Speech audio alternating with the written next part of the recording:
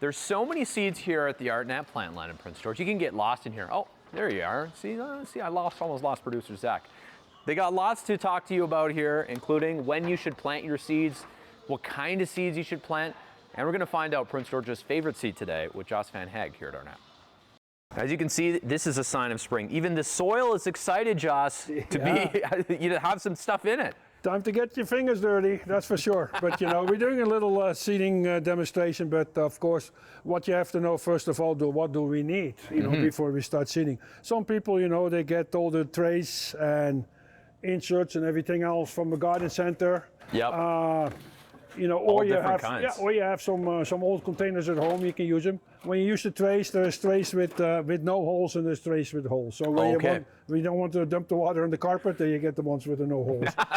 When you get the inserts at the garden center, there's all different types, you just sit right in there, you put the dirt in the soil, no dirt. No dirt, soil, yeah. The main thing is, get good soil. Don't use soil from outside because you don't know what's in it. There might be a fungus in it, there might be some insects in it, You get a good starter mix. We make our own starter mix. You save yourself money. Yep. Or you can buy it, in the store. Yep. Normally, a starter mix is a very, very fine.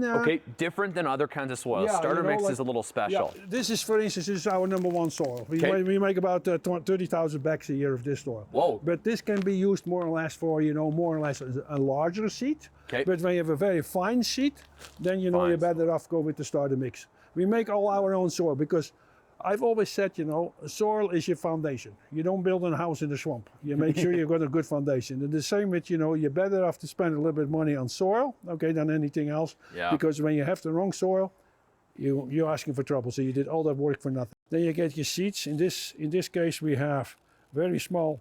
Oh, yeah, those are really small. These are leeks. If I sneeze, those will blow away. yeah. So you have to be very careful, When you do seeding, there's lots of different devices, you can put the seeds in there. Right. We just do it by hand. It's a little bit more work. So, like this is leek seed, so you can put a couple of them in there, at the same time. Mix them in. Okay, yeah. And then, of course, you get some good soil after that. You just cover it up slightly, not very heavy, very slightly. And don't compress it? Not too heavy. So what you do, the main thing is, after they are planted, this tray was planted on Saturday.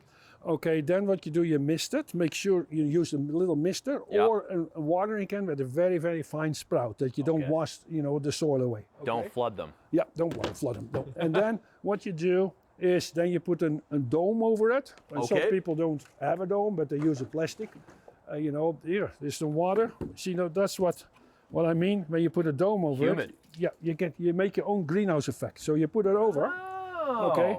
Now you don't the soil don't dry out as fast. There's humidity, and now what you have to do is you give it heat, bottom heat, on the top of a fridge, or where there is a little bit of bottom heat.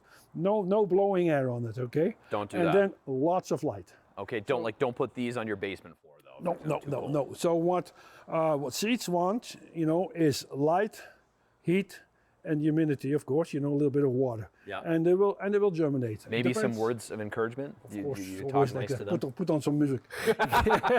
What you do after they are planted, you give it a shot of 10, 52, no, this is 20, sorry.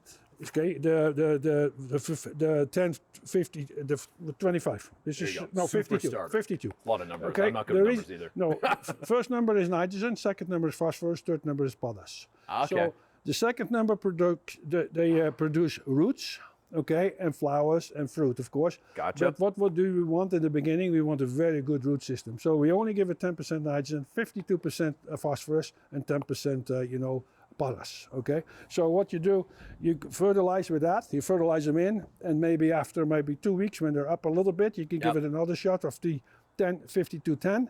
And then later on, when they break out to about maybe 4 or 5 leaves, then you can go over to like an all-purpose fertilizer, like a 20-20-20. A little less. I'll ask you this, Jos, too. You've been working in the business for a long time here. What is Prince George's favorite seed to plant? What would you say?